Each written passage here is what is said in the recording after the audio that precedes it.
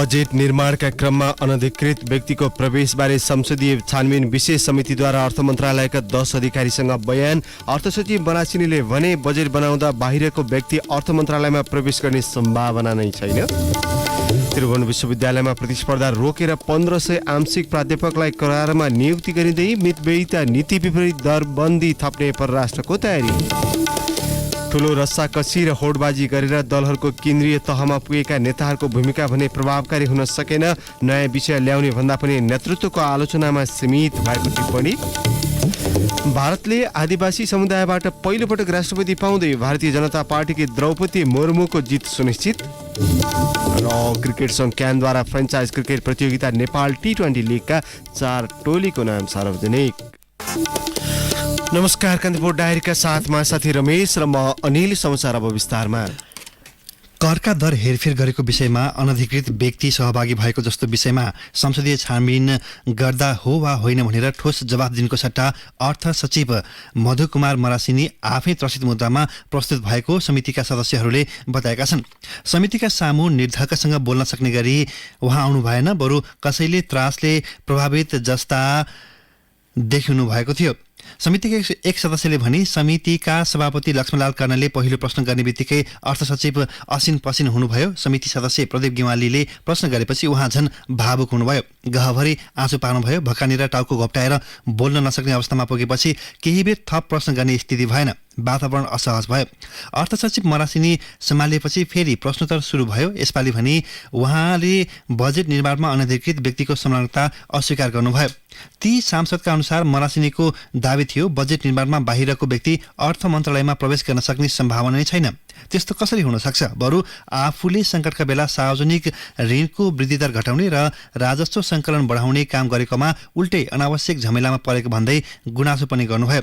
सचिवले आफ्नो कुरा राख्ने अधिकार भए पनि उहाँको बयान चित्तबुद्ध नभएको समितिका सदस्यहरूको भनाइ छ। सदस्यले भने बजेट निर्माणमा कुनै अनधिकृत व्यक्ति संलग्न भएको होइनन् र मन्त्रीले विधिसम्मत काम गरेका हुन् भने अर्थ सचिव किन बिदामा गएका हुन्? ती मन्त्री भएसम्म मन्त्रालय आउँदिन भन्नुको कारण के हो? मन्त्रीले राजीनामा दिए लगतै काममा फर्काउनुको अर्थ के हो?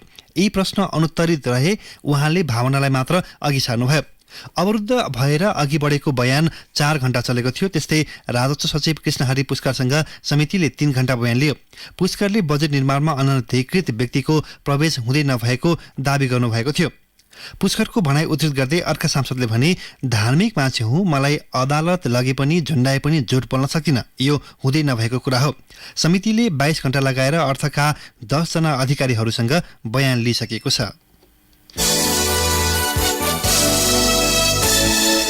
त्रिभुवन विश्वविद्यालयमा स्वीकृत दरबन्दी मध्ये 65% प्राध्यापक मात्रै अध्यापनरत छन्। तर दरबन्दी पूर्ति गर्न सेवा आयोगको परीक्षा सञ्चालन गर्नुको सट्टा आंशिक प्राध्यापकलाई धमाधम करार गर्न थालिएको छ। प्राध्यापकको अभाव टार्न डिन कार्यालय, विभाग र क्याम्पसले आफूखुसी आंशिक प्राध्यापक भर्ती गर्दै आएका थिए।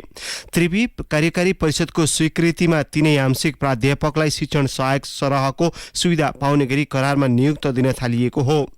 कार्यकारी परिषदले गत फागुन 20 गते आंशिक प्राध्यापकलाई करार बनाउन क्याम्पस विभागलाई निर्देशन दिने निर्णय गरेको थियो। त्यसपछि आंशिक क्याम्पस विभागले अहिले करारका लागि आवेदन आह्वान गरेका छन्। आंशिकका रूपमा विश्वविद्यालय सेवा छिर्ने करार हुँदै आन्तरिक प्रतिस्पर्धाबाट स्वतः स्थायी हुने चक्र विश्वविद्यालयमा वर्षौंदेखि चल्दै आएको छ। त्रिवी सूचना तथा जनसम्पर्क महाशाखा प्रमुख योगेन्द्र प्रसाद दाहालले आंशिकलाई करार गर्न क्याम्पस विभागलाई सर्कुलर जारी गर्नुभएको थियो। सोही आधारमा करारमा नियुक्ति प्रक्रिया अघि बढाइएको हो। त्रिवीका 62 आङ्गिक क्याम्पस र 40 विभागमा 7938 अध्यापक र 8124 कर्मचारी गरी 16062 दरबन्दी छ। तीमध्ये 2801 अध्यापकको दरबन्दी रिक्त रहेको छ। रिक्त दरबन्दीको ठाउँमा पठन पाठन सञ्चालन गर्न आंशिक र करार नियुक्ति दिने गरिएको छ। गत मक्सिरमा बसेको त्रिवी सभाको बैठकले 10 वर्षदेखि करारमा कार्यरत जनशक्तिलाई विशेष आन्तरिक प्रतिस्पर्धाबाट स्थायी गर्ने निर्णय गरेको थियो। प्रधानमन्त्री शेरबहादुर देउवाले नै प्रतिस्पर्धामा उत्तीर्ण हुन नसकेका 480 प्राध्यापकलाई स्थायी गर्ने व्यवस्था मिलाउन त्रिवी पदाधिकारीलाई निर्देशन दिनुभएको थियो।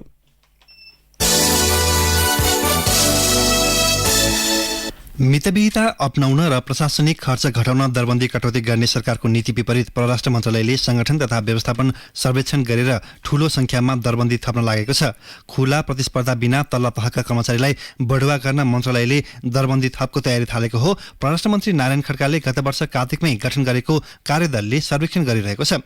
संघीय मामिला तथा सामान्य प्रशासन मन्त्रालयले भने लोकसेवा आयोगलाई बाइपास गरी दरबन्दी थप्नु उचित नहुने राय कार्यदललाई दिएको छ।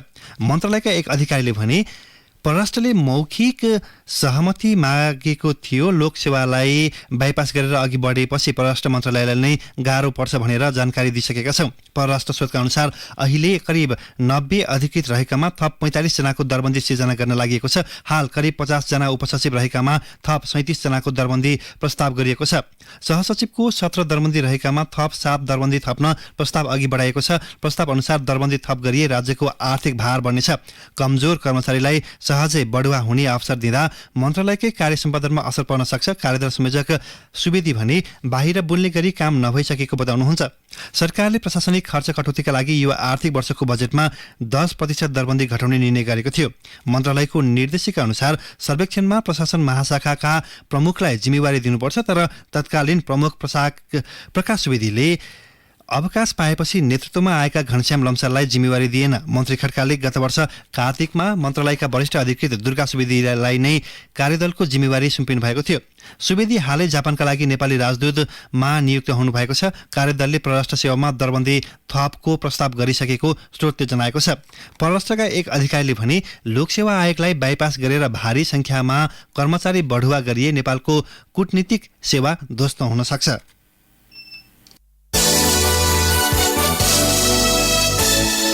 पार्टीभित्र एक साता लामो बहसपछि सत्तारूढ नेपाली कांग्रेसले आगामी प्रतिनिधि सभा र प्रदेशको निर्वाचनमा सत्तारूढ गठबन्धनसँग चुनावी सहकार्य गर्ने भएको छ। पार्टीका संस्थापन इतर कतिपय नेताले चुनावी तालमेल गर्न नहुने आवाज उठाए पनि अन्ततः कांग्रेसले चुनावी गठबन्धन गर्ने औपचारिक निर्णय गरेको हो। गत सोमबारबाट सुरु भएको कार्य समितिको बैठकका निर्णय सार्वजनिक गर्दै पार्टी प्रवक्ता डाक्टर प्रकाश शरण महतले स्थानीय तह निर्वाचनमा सन्तोषजनक नतिजा प्राप्त भएकाले गठबन्धनसँगको सहकार्य जारी रहने उल्लेख गर्नुभयो। प्रवक्ता डाक्टर महतले अहिलेको अवस्थामा गठबन्धनसँगको चुनावी सहकार्य अपरिहार्य भएकाले त्यसलाई निरन्तरता दिइने बताउनुभयो। गठबन्धनको सम्बन्धमा हाम्रो निर्णय अनुसार हामी तालमेल जुन चाहिँ स्थानीय निर्वाचनमा भएको हाम्रो अनुभव र त्यस बेला देखेका समस्या अवसर चुनौती जो जति देखि त्यसका आधारमा हामीले परिणामलाई पनि सन्तोषजनक भन्ने निष्कर्षमा हामी पुग्यौँ र आउने दिनमा पनि आम निर्वाचनमा पनि गठबन्धनमा जाने तालमेल गरेर जाने हामीले निर्णय गर्यौँ। अब त्यही निर्णय अनुरूप हामी यो छलफल प्रक्रिया अन्य दलहरूसँग सुरु हुन्छ। कांग्रेस केन्द्रीय कार्य समितिले चुनावी तालमेलमा जाने संस्थागत निर्णय गरेसँगै प्रतिनिधि सभाका 165 र प्रदेशका 330 निर्वाचन क्षेत्रको सिट बाँडफाँडमा केन्द्रित हुने भएको छ। कांग्रेसले संस्थागत निर्णय नगरेका कारण बाँडफाँडको विषयले गठबन्धनमा औपचारिक रूपमा प्रवेश पाएको थिएन। प्रवक्ता महतले पार्टीले निर्णय गरेपछि गठबन्धन दलबीच सिट बाँडफाँडबारे छलफल हुने जानकारी दिनुभयो। हामीले स्पष्ट भनेका छौँ यो समग्र वस्तुस्थिति हाम्रो पार्टीका आम समर्थक शुभचिन्तकहरूको भावना सबैलाई दृष्टिगत गरेर यो परिणामलाई पनि आधार बनाएर हामी छलफलमा जान्छौँ र त्यसको चाहिँ विस्तृत खाका त पार्टी नेतृत्वले आवश्यक छलफल गरेर तयार गर्छ र त्यो छलफलमा पार्टीको नेतृत्व बस्छ। सीट बाँडफाँडका विषयमा गठबन्धन दलबीच समझदारी जुटाउन यसअघि गठित रामचन्द्र पौडेल नेतृत्वको संयन्त्र नै सक्रिय हुने भएको छ। कांग्रेसको निर्णयमा भनिएको छ संविधानको रक्षा र लोकतन्त्रको थप सुदृढीकरण गर्दै जनताको समुन्नतिको सपनालाई स्थिर सरकार मार्फत सम्बोधन गर्नका लागि केन्द्रीय कार्यसमितिको यो बैठक सत्ता गठबन्धनमा रहेका दलहरूसँग संवाद गरी चुनाव तालमेल गरेर अघि बढ्ने निर्णय गर्दछ। चुनावी तालमेलमा जाँदा संविधानको कार्यान्वयन, आर्थिक सामाजिक रूपान्तरण र वैदेशिक सम्बन्धका विषयमा न्यूनतम साझा धारणा बनाएर जानुपर्ने निर्णय समेत कांग्रेसले गरेको छ। कांग्रेसमा शेखर कोइराला पक्षले गठबन्धनमा जानेमै जोड दिएकाले विवाद बढाउनुको अर्थ नभएको उल्लेख गरेको छ। कोइरालाले कांग्रेसका कोइराला पक्षले भनेको छ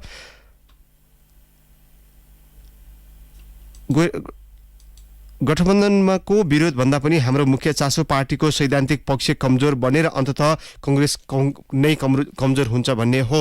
यसैबीच कांग्रेसले देशको अर्थतन्त्रको अवस्थाबारे श्वेतपत्र जारी गर्न सरकारलाई आग्रह गरेको छ।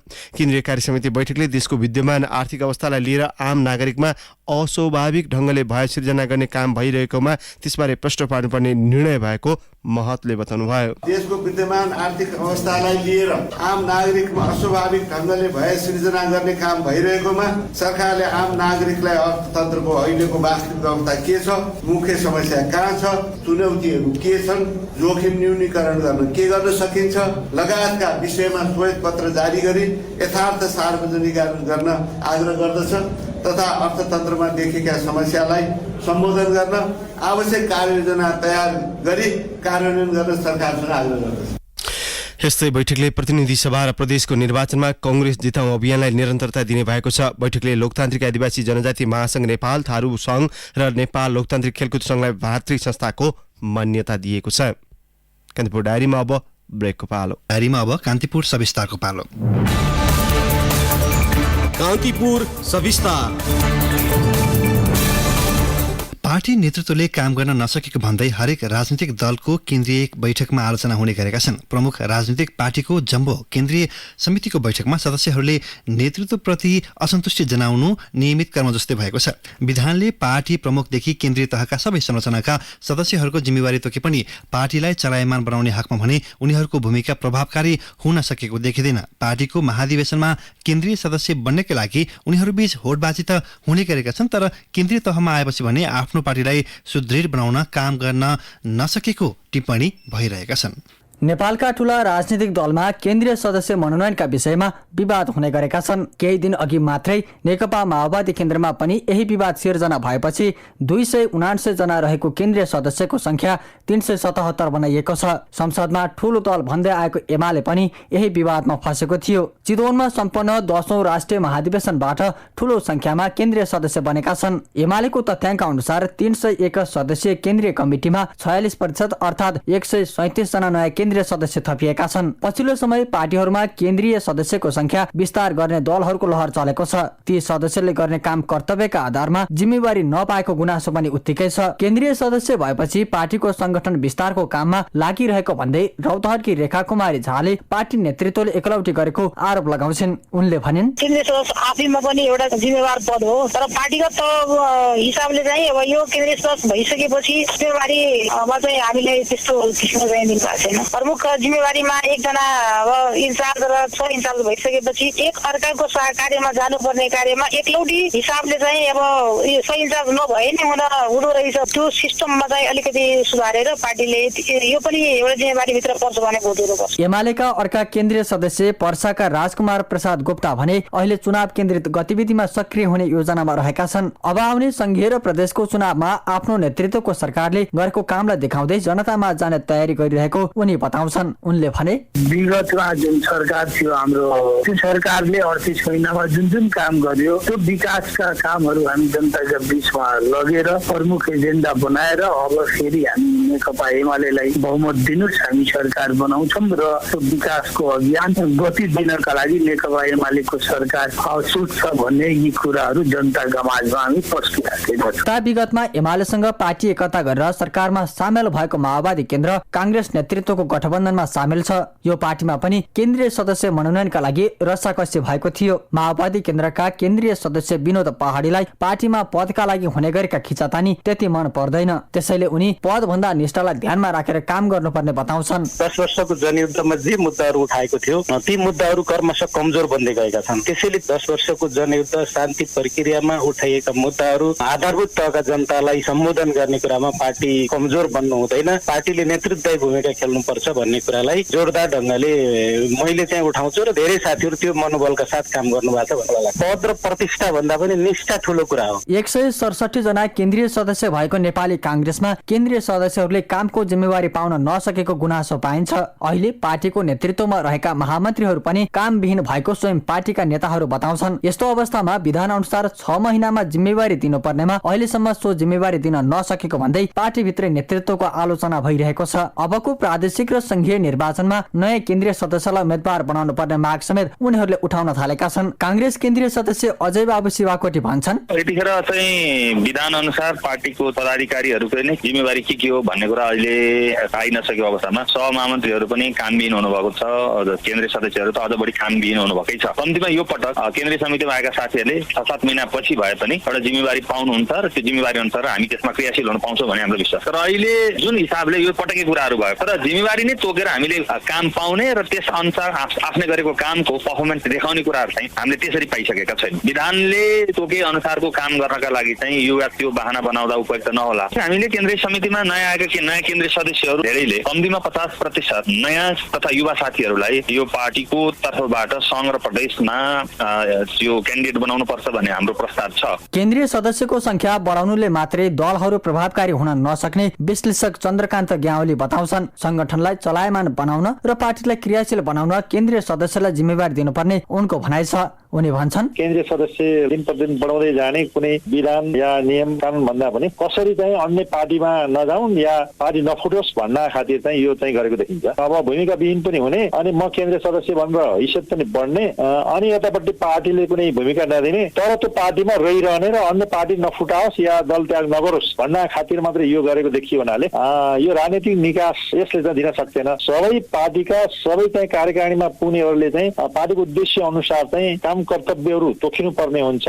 यो पार्टीभित्र भयो भने बल्ल दलहरू बलियो हुन्छन्, लोकतन्त्र बलियो हुन्छ। जनताले प्रतिनिधि छान्ने पनि दलहरू मार्फत संसदीय शासन पद्धति मार्फतै गइरहेको छ। त्यसमा प्रतिनिधित्व जाने, सहभागी हुने, निर्णय प्रक्रियामा जाने समावेशी मार्फत नै हुने हो। अब यसो थप्दै जाने हो भने त त्यस्ता कुराहरू चाहिँ गौण हुन्छन् र छाया पर्न जान्छ। लोकतान्त्रिक पद्धतिमा निर्वाचित भएर आएका हुन् वा विधि अनुसार मनोनित भएका कुनै पनि राजनीतिक दलका केन्द्रीय सदस्यहरूले नेतृत्वको आलोचना मात्र गर्नु त्यति स्वाभाविक हुँदैन। पार्टीलाई प्रभावकारी बनाउन र जनताका एजेन्डासँग जोड दिन नवीनतम विचार र बहसका लागि उनीहरू तयार हुनुपर्ने देखिन्छ। अन्यथा कुनै दलको केन्द्रीय नेता भएको उपलब्धिले उनीहरूको राजनीतिक उचाइलाई बढाउन सक्दैन। रेडियो कान्तिपुरका लागि नवीन कोइराला। कान्तिपुर सविस्तार।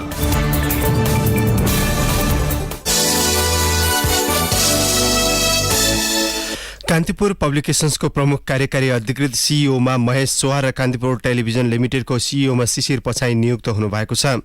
कान्तिपुर मिडिया ग्रुपका अध्यक्ष तथा प्रबन्ध निर्देशक कैलाश सिरोहियाले हिजो आयोजित छुट्टा कार्यक्रममा सोहार र पछाईलाई सो जिम्मेवारी दिएको घोषणा गर्नुभएको छ। नवनियुक्त सीईओ सोहारले संस्थालाई नयाँ उचाइमा पुर्याउन आफू प्रतिबद्ध रहेको बताउनु भएको छ। यस्तै कान्तिपुर टिभीका नवनियुक्त सीईओ पछाईले पनि सोमबारदेखि कार्यभार सम्हाल्नु भएको छ।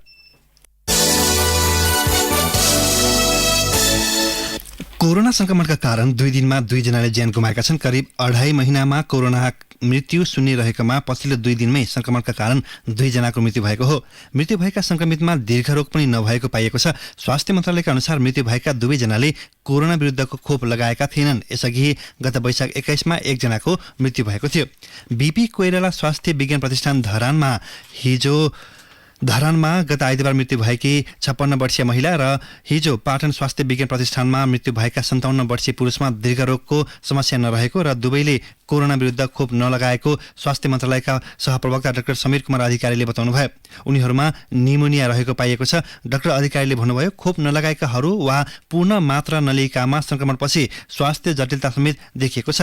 नेपालमा कोरोनाको चौथो लहर प्रवेश गरेसँगै संक्रमणको ग्राफ उकालो लाग्दै गएको छ। हिजो पीसीआर र एन्टिजेन गरी 4651 नमुना परीक्षण गर्दा 9.82% अर्थात् 457 जनामा कोभिड संक्रमण देखिएको छ। हाल सक्रिय संक्रमितको संख्या 1776 पुगेको छ। आइतबार 3041 कुल परीक्षणमा 135 जना अर्थात् 4.43% संक्रमण पुष्टि भएकोमा हिजो दोब्बरले संक्रमण वृद्धि भएको हो। गत असार 28 गते संक्रमण दर 5.66% रहेकोमा साउन 2 गते यो दर बढेर 9.82% पुगेको छ। लुम्बिनी प्रदेशसभाले पारित गरेको प्रदेश प्रहरी ऐनमा पद पूर्तिका लागि सङ्घको भन्दा फरक खालको समावेशी संरचना व्यवस्था गरिएको छ। सङ्घीय सरकारले पिछडिएको क्षेत्रलाई प्राथमिकता दिए पनि प्रदेशमा त्यसलाई हटाएर खस आर्यलाई आरक्षणको व्यवस्था गरिएको छ। पद पूर्ति हुने मध्ये 45% छुट्याई त्यसलाई 100% मानेर महिला 33, आदिवासी जनजाति 15, थारू 14, दलितलाई 14, मधेसी 10, विपन्न खस आर्य 6, मुस्लिम 5 र द्वन्द्व पीडित 3% रहने गरी समावेशी समूह बनाइएको छ। ऐनमा प्रदेश प्रहरी प्रमुखमा अतिरिक्त महानिरीक्षक एआईजी प्रहरी प्रमुख हुने व्यवस्था उल्लेख गरिएको छ।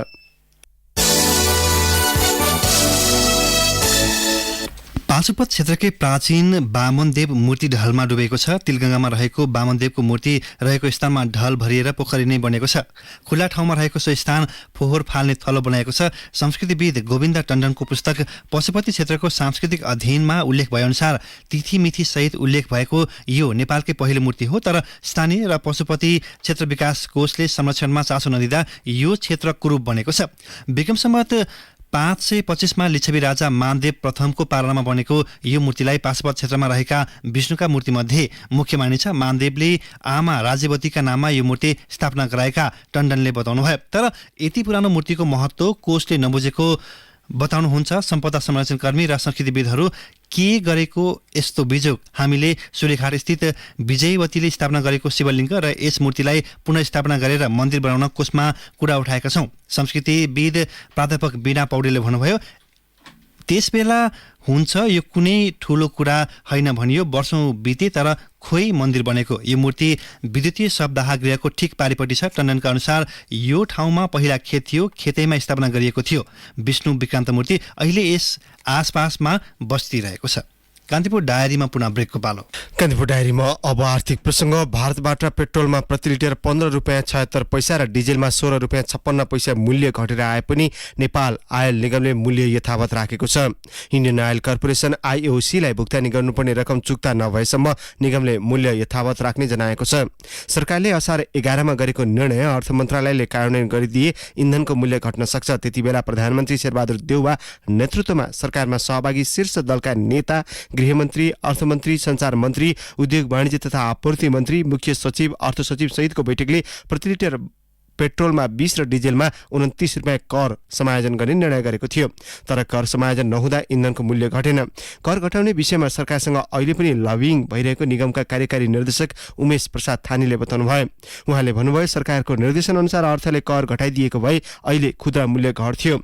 इन्धन फाइदा राखेर बेच्ने होइन, जरुरी पनि छैन। इन्धन सहज बनाउन आईओसीलाई बुझाउनु पर्ने रकम चुक्ता भए अन्तर्राष्ट्रिय बजारमा धेरै घट्दा यहाँ घटाउन सकिन्छ। आईओसीबाट इन्धन खरिदको 31 अर्ब मध्ये निगमले मङ्गलबार आज 17 अर्ब रुपियाँ तिर्न लागेको उहाँले बताउनुभयो।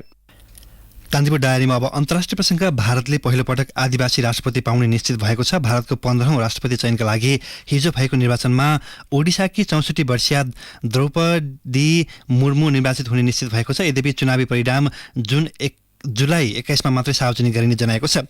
सत्तारूढ भारतीय जनता पार्टी भाजपा नेतृत्वको गठबन्धनले पूर्व राज्यपाल मुर्मूलाई उम्मेद्वार बनाएको हो। कांग्रेस सहितको विपक्षी गठबन्धनले तृणमूल कांग्रेसका नेता यशवन्त सिन्हालाई प्रतिस्पर्धामा उतारेको हो। यद्यपि उहाँको पक्षमा विपक्षी सबै दलहरू एकजुट छैनन्। सत्तारूढ दलसँग भोट संख्या बढिरहेको र विपक्षी दलहरू एक नभएको लाभ सत्तारूढ गठबन्धनका उम्मेद्वार मुर्मूले पाएपछि उहाँको जित निश्चित भएको भारतीय सञ्चार माध्यमहरूले जनाएका छन्। कान्तिपुर डायरीमा अब एउटा खेल प्रसङ्ग। फ्रेन्चाइज क्रिकेट प्रतियोगिता नेपाल T20 लिगका 4 टोलीको नाम सार्वजनिक भएको छ। नेपाल क्रिकेट संघ क्यानका अनुसार 6 मध्ये 4 टोलीको स्वामित्व रहेको कम्पनी र प्रतिनिधिले टोलीको नाम सार्वजनिक गरेका हुन्। काठमाडौँको प्रतिनिधित्व गर्ने टोली कान्तिपुर क्यापिटलको स्वामित्व कान्तिपुर मिडिया ग्रुपले गर्नेछ। यस्तै भारतको गोल्ड स्पोर्ट्स प्रालीले जनकपुरको प्रतिनिधित्व गर्दै जनकपुर रोयल्स घोषणा गरेको छ भने विराटनगर सुपर किङ्सलाई भारतको डायमन्ड डिजी क्यापले खरिद गरेको छ। नेपाली अल स्टार्सले लुम्बिनी अल स्टार्सको स्वामित्व लिएको छ। पोखरा र फार वेस्टर्नको टोलीको स्वामित्वबारे भने पछि जानकारी गराइने क्यानले जनाएको छ। क्यानले पहिलो पटक आयोजना गर्न लागेको सो घरेलु लिग क्रिकेट आगामी असोज 8 देखि कार्तिक 5 सम्म आयोजना हुँदैछ। अब मौसम सम्बन्धी जानकारी। मुलुकभर आंशिक बदली रही अधिकांश स्थानमा मेघ गर्जन चट्याङ सहित मध्यम वर्षाको सम्भावना रहेको जल तथा मौसम विज्ञान विभागले जनाएको छ। साथै गण्डकी र लुम्बिनी प्रदेशका केही स्थानमा भारी वर्षाको सम्भावना रहेको पनि विभागले जनाएको छ। केही बेर अघि 22 डिग्री सेल्सियस मापन गरिएको काठमाडौँ उपत्यकाको अधिकतम तापक्रम आज 27 डिग्री सेल्सियस पुग्नेछ। सूर्योदय बिहान 5:20 भयो भने सूर्यास्त भरे साँझ 7:01 हुनेछ। हवस् त, नेपालसँग सहित कान्तिपुर डायरीको यो बुलेटिन अहिलेलाई यहीँ सकिन्छ। साथी रमेश र म अनिल बिदा माग्छौँ। नमस्कार।